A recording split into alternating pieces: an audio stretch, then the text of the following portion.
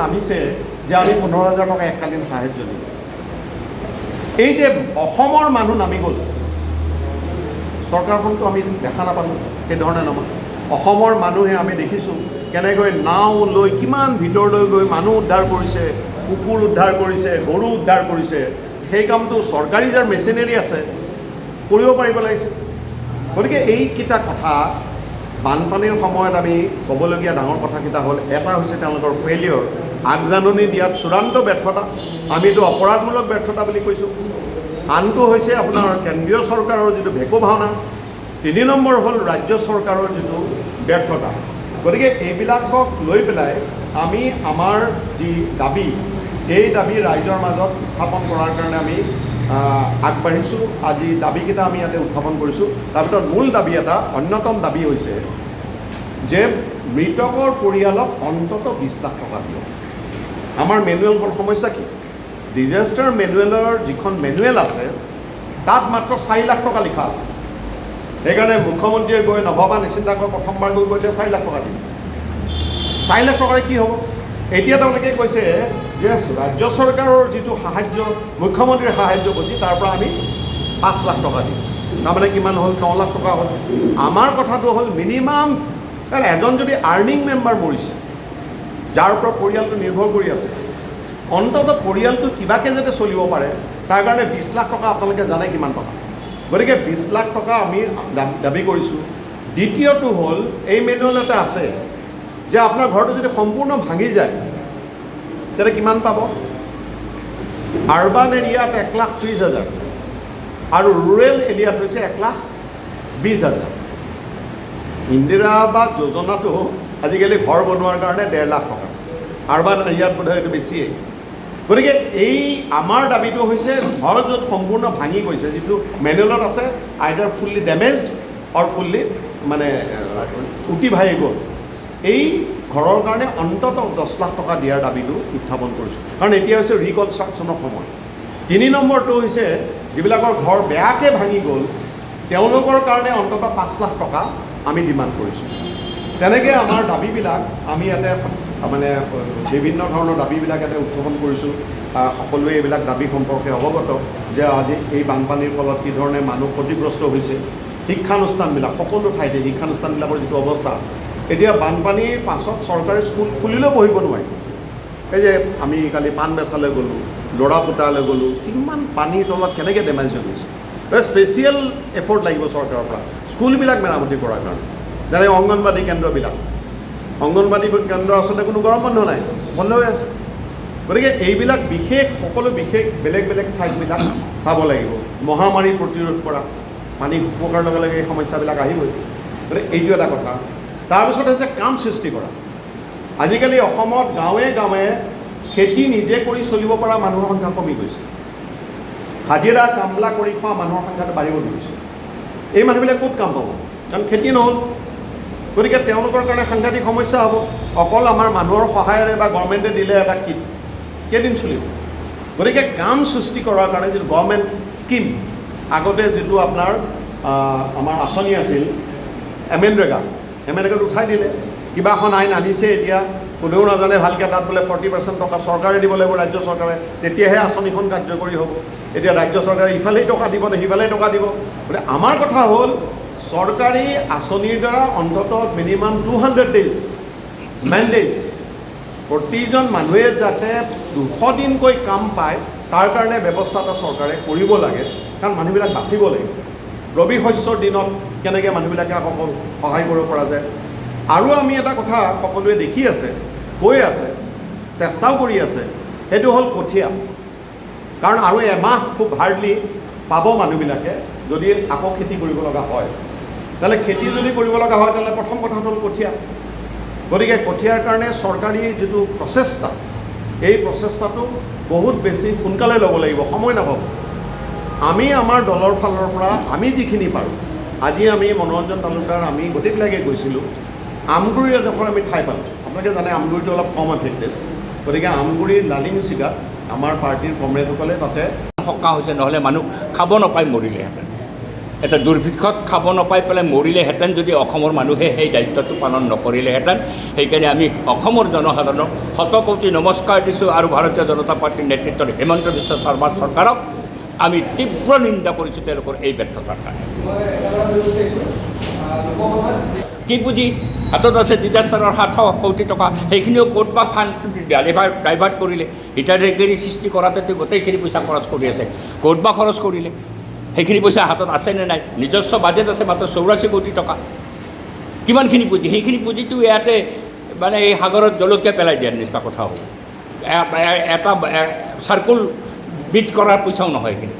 এটা circle meat কৰাৰ কাৰণে তাক একদম পূৰ্বৰ অৱস্থালৈকে নিয়াৰ কাৰণে এইখিনি চাফিচিয়েণ্ট পুঁজি নহয়। এতিয়া অসমৰ মানুহৰ ওচৰত হাত পাতিছে, অসমৰ মানুহৰ পথত হাত পাতিছে, আহ্বান জনাইছে। অসমৰ মানুহে জনগণে নিজস্ব দায়িত্ব নিশ্চয় পালন কৰিছে আৰু এই দায়িত্ব সুচাৰুভাৱে কৰিছে। আমি যিটো দেখিছোঁ, যোৱাকালিও দেখিছোঁ, পৰহিও দেখিছোঁ, সুচাৰুভাৱে অসমৰ মানুহে দায়িত্ব পালন কৰিছে। যদি অসমৰ মানুহে দায়িত্ব পালন নকৰিলেহেঁতেন এনেকুৱা অপদাৰ্থ নিষ্কৰ্মা দুৰ্নীতিগ্ৰস্ত হিমন্ত বিশ্ব শৰ্মা চৰকাৰৰ দিনত মানুহ নিশ্চিতভাৱে আৰু বহুত মানুহ মৰিলেহেঁতেন। একাউণ্টেবিলিটিটো ফিক্স হ'ব, এই চৰকাৰখনৰ ওপৰতে একাউণ্টেবিলিটি ফিক্স হ'ব। কিন্তু আজি অসমৰ মানুহক বচাবৰ কাৰণে ফিল্ডত নামিব নে আন্দোলনত যাব? আমি নিশ্চিতভাৱে আন্দোলনৰ সপক্ষে থকা পাৰ্টি। আমি নিশ্চিত মানুহৰ প্ৰতিবাদী কণ্ঠৰ ৰাজপথলৈকে আমি উলিয়াই আনিমেই আৰু ৰাজপথলৈকে আহিব লাগিব এইখন চৰকাৰৰ বিৰুদ্ধে, অন্যথা আমাৰ কোনো গত্যন্তৰ নাই। কিন্তু আজিৰ মুহূৰ্তত এই মুহূৰ্ততে ৰাজপথত গৈ আমি আন্দোলনৰ কথাটো ভাবাটো বৰ বিবেচক কাম নহ'ব বুলি আমি গণ্য কৰোঁ। নিশ্চিত ইট উইল টেক টাইম।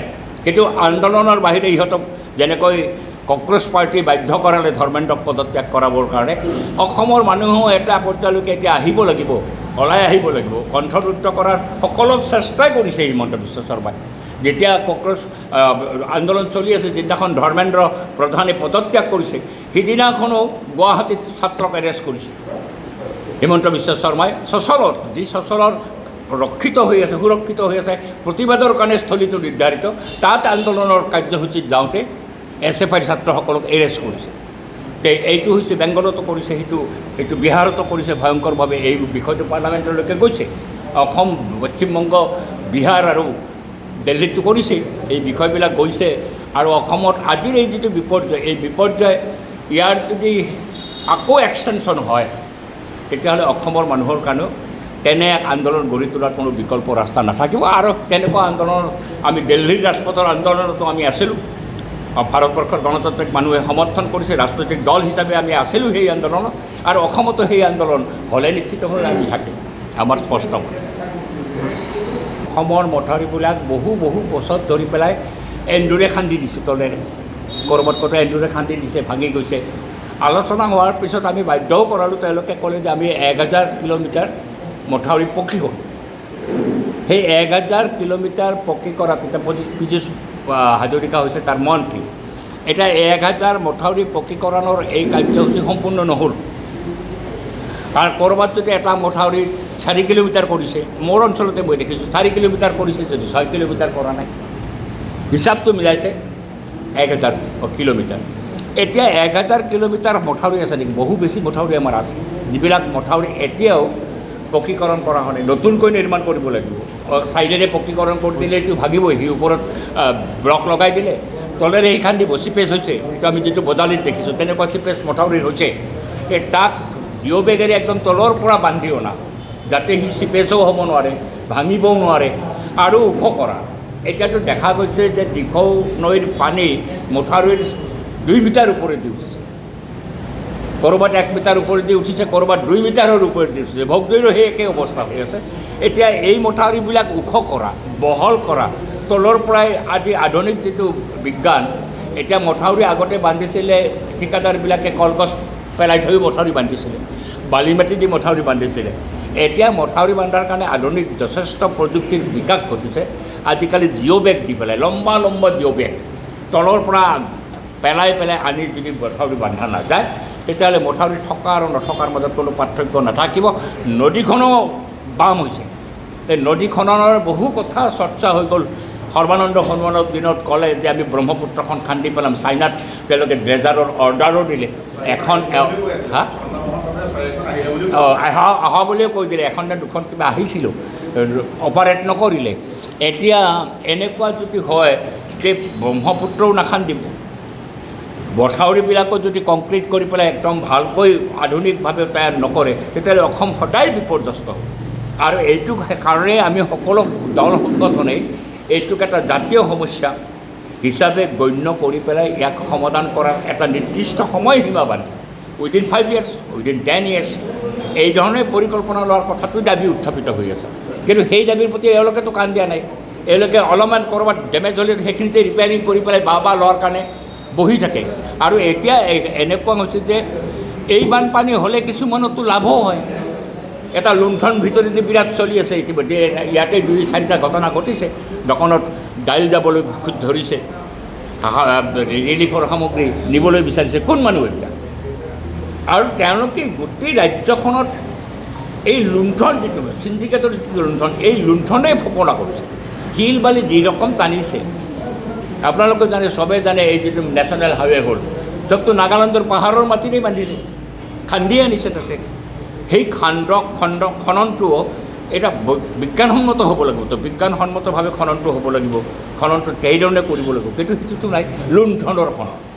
চব ক্ষেত্ৰত কয়লা আছে উঠাই লওক, শিল বালি আছে উঠাই লওক, কিন্তু নদীখন খান্দি পেলাই তাৰ বুকুখন দ কৰি দিয়া, পানী যাতে সি বেছি বহন কৰিব পাৰে। অসমততো পানী আহিব চৌদিশে পাহাৰ। যিকোনো খবৰ বিজ্ঞাপনৰ বাবে যোগাযোগ কৰক 7896121996।